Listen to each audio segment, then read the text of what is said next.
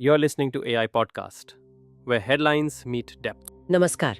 आज हम एक ऐसे कानूनी प्रस्ताव पर बात कर रहे हैं जो शायद भारतीय राजनीति में जवाबदेही के नियम ही बदल दे। जरा सोचिए, कोई मंत्री या मुख्यमंत्री सिर्फ 30 दिन हिरासत में रहे और उन्हें पद छोड़ना पड़ जाए, वो भी तब जब दोष साबित भी ना हुआ हो। हाँ, यही प्रस्ताव है 130वें संविधान संशोधन विधेयक 2025 का। इसे आज 20 अगस्त 2025 को गृह मंत्री अमित शाह ने लोकसभा में पेश किया है। जी, और इसके साथ ही केंद्र शासित प्रदेशों और जम्मू कश्मीर से जुड़े 2 और विधेयक भी आए हैं। बिल्कुल, तो आज हम इसी पर गहराई से बात करेंगे। हमारी चर्चा आधारित है संसदीय रिपोर्ट्स, न्यूज एनालिसिस और जो एक्सपर्ट्स कह रहे हैं उस पर। तो चलिए समझते हैं कि ये बिल आखिर है क्या, सरकार क्यों कह रही है कि ये जरूरी है और इस पर इतना राजनीतिक बवाल क्यों है। सबसे पहले आप बताइए, ये विधेयक कहता क्या है, मोटी मोटी बात क्या है? हाँ, देखिए, इसका जो मूल प्रस्ताव है वो ये है कि अगर प्रधानमंत्री या कोई केंद्रीय मंत्री, मुख्यमंत्री या राज्यों और केंद्र शासित प्रदेशों के मंत्री 5 साल या ज्यादा, हाँ, और वो लगातार 30 दिनों तक न्यायिक हिरासत में रहते हैं, मतलब जेल में, तो उन्हें अपना पद छोड़ना होगा। ओह, तो प्रक्रिया क्या होगी? मतलब हटाएगा कौन? प्रक्रिया भी तय की है। राष्ट्रपति या राज्यपाल या उपराज्यपाल जैसी भी स्थिति हो, वो प्रधानमंत्री या मुख्यमंत्री की सलाह पर उन्हें हटा देंगे। और अगर सलाह न मिले तो मान लीजिए 30 दिन हो गए और सलाह नहीं आई, तो उसका भी प्रावधान है। अगर 30 दिन पूरे होने के अगले दिन तक सलाह नहीं आती तो वो मंत्री या मुख्यमंत्री जो भी हो वो खुद ही पदमुक्त मान लिए जाएंगे स्वतः। अच्छा, लेकिन इसमें एक दिलचस्प बात भी है। अगर वो हिरासत से रिहा हो जाते हैं तो उन्हें दोबारा नियुक्त किया जा सकता है। ये थोड़ा अजीब नहीं? हाँ, ये एक महत्वपूर्ण नुक्ता है और इस पर भी बहस है। मतलब पद गया पर वापस भी आ सकता है। खैर, अब आते हैं सरकार के तर्क पर। सरकार क्यों ला रही है ये बिल? उनका क्या कहना है? देखिए, सरकार का मुख्य तर्क है संवैधानिक नैतिकता, सुशासन और जनता का विश्वास बनाए रखना। उनका कहना है कि अभी संविधान में कोई साफ नियम नहीं है कि अगर कोई मंत्री गंभीर आपराधिक आरोपों में लंबे समय तक मान लीजिए जेल में रहता है तो उसे पद से कैसे हटाया जाए। एक तरह की कमी है। तो ये कमी अभी ही क्यों महसूस हुई? क्या कोई खास वजह है? हाँ, सरकार ने हाल की कुछ घटनाओं का जिक्र किया है, जैसे दिल्ली के मुख्यमंत्री का मामला या तमिलनाडु के एक मंत्री का मामला जो पद पर रहते हुए जेल गए। तो सरकार का कहना है कि ऐसी स्थितियों से निपटने के लिए एक स्पष्ट कानून होना चाहिए। उनका पक्ष ये है कि जो व्यक्ति मंत्री जैसे ऊंचे पद पर है उससे उच्च नैतिक आचरण की उम्मीद होती है। वो हर संदेह से परे होना चाहिए ना, और उसे सिर्फ जनहित में काम करना चाहिए। तो ये बिल उनके अनुसार जवाबदेही तय करने की एक कोशिश है। सुनने में तो ये तर्क सीधा लगता है, लेकिन विपक्ष तो इसे बिल्कुल अलग नजर से देख रहा है। लोकसभा में जबरदस्त हंगामा हुआ, हमने देखा, नारे लगे, बिल की कॉपी फाड़ी गई। क्यों? विपक्ष की मुख्य चिंता क्या है? जी, विपक्ष का विरोध बहुत मुखर है। उनकी सबसे बड़ी चिंता ये है कि ये कानून केंद्र सरकार के हाथ में एक हथियार बन जाएगा। हथियार? किस तरह का हथियार? उनका आरोप है कि केंद्रीय जांच एजेंसियों जैसे ईडी, सीबीआई, इनका इस्तेमाल करके विपक्षी दलों की राज्य सरकारों को अस्थिर करने की कोशिश की जा सकती है।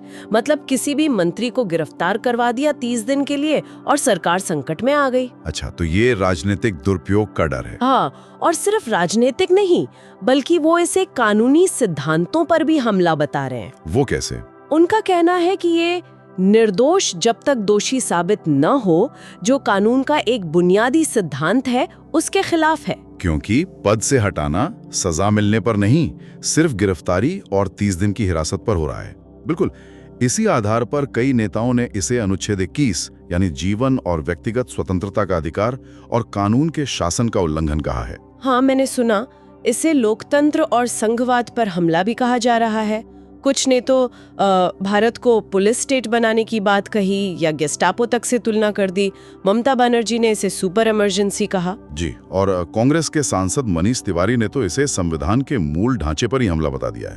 ये बहुत गंभीर आरोप है। बिल्कुल, मूल ढांचा यानी संविधान की वो बुनियाद जिससे बदला नहीं जा सकता। लेकिन सरकार का इस पर क्या जवाब है? क्या उन्होंने इन आलोचनाओं का कोई जवाब दिया? हाँ, सरकार का कहना है कि ये कानून किसी पार्टी विशेष के लिए नहीं है, ये सब पर लागू होगा, चाहे वो सत्ताधारी दल के मंत्री हों या विपक्ष के। गृह मंत्री ने तो सदन में ये भी याद दिलाया कि जब अतीत में वो खुद गुजरात के मंत्री थे और उन्हें गिरफ्तार किया गया था तो उन्होंने इस्तीफा दे दिया था। लेकिन क्या खुद इस्तीफा देना और कानूनन पद से हटा दिया जाना ये एक ही बात है? ये शायद अलग है ना? हाँ, ये बिल्कुल अलग है और यही तो बहस का मुद्दा है। लेकिन एक और महत्वपूर्ण बात हुई है, इस बिल को पास नहीं किया गया अभी। अच्छा, तो क्या हुआ है? इसे जांच के लिए एक जॉइंट पार्लियामेंट्री कमेटी यानी जेपीसी के पास भेजा गया है। ओके, जेपीसी को भेजा गया है, तो इसका मतलब है कि इस पर और चर्चा होगी। जी हाँ, जेपीसी में सत्ता पक्ष और विपक्ष दोनों के सदस्य होते हैं, तो उम्मीद है कि वहाँ इस पर विस्तार से बात होगी, शायद कुछ बदलाव के सुझाव भी आए। ये एक अच्छी बात है। विश्लेषक क्या कह रहे हैं इस पर? क्या वो भी बटे हुए हैं? बिल्कुल, राय बटी हुई है। कुछ एक्सपर्ट्स मानते हैं कि ये भ्रष्टाचार और पद के दुरुपयोग के खिलाफ एक जरूरी कदम है। ये एक तरह से निवारक का काम करेगा, मतलब मंत्री कुछ गलत करने से पहले सोचेंगे। और दिलचस्प बात यह है कि कांग्रेस के ही शशि थरूर ने अपनी पार्टी लाइन से थोड़ा हटकर बिल के पीछे जो तर्क है उसे उचित बताया है। ओ, थरूर ने इसे उचित कहा। ये दिखाता है कि मामला कितना जटिल है। सही कहा। वहीं जो दूसरे विश्लेषक हैं वो इसके मिसयूज मतलब दुरुपयोग की आशंका को लेकर बहुत चिंतित हैं। हालांकि वो भी मानते हैं कि ऊंचे पदों पर बैठे लोगों की जवाबदेही होनी चाहिए, पर उनका सवाल वही है जो विपक्ष का है कि सिर्फ आरोप या गिरफ्तारी के आधार पर बिना अदालती फैसले के पद से हटाना क्या नैसर्गिक न्याय के सिद्धांत के खिलाफ नहीं है? तो संक्षेप में कहें तो ये विधेयक एक तरफ तो राजनीतिक पदों पर जवाबदेही बढ़ाने की कोशिश है और दूसरी तरफ इसके राजनीतिक हथियार बनने का डर और लोकतांत्रिक सिद्धांतों के हनन की चिंता। ये संविधान के अनुच्छेद 75, 164 और 239 ए में बदलाव का प्रस्ताव है। तो कुल मिलाकर ये पूरी बहस हमें एक बुनियादी सवाल पर लाकर खड़ा करती है कि सार्वजनिक जीवन में हम जो नैतिकता की उम्मीद करते हैं और जो कानूनी प्रक्रिया का सम्मान है, उसके बीच सही संतुलन कैसे बने। क्या किसी मंत्री या मुख्यमंत्री का पद पर बने रहना इतना जरूरी है कि अगर उन पर गंभीर आपराधिक आरोप भी लगें तो भी जांच पूरी होने तक या फैसला आने तक उन्हें पद से न हटाया जाए? ये एक बड़ा सवाल है जिस पर हमें सोचना होगा। इस AI पॉडकास्ट को देखने के लिए धन्यवाद। ताज़ा खबरों और गहन विश्लेषण के लिए हमारे चैनल को सब्सक्राइब करें और जुड़े रहें।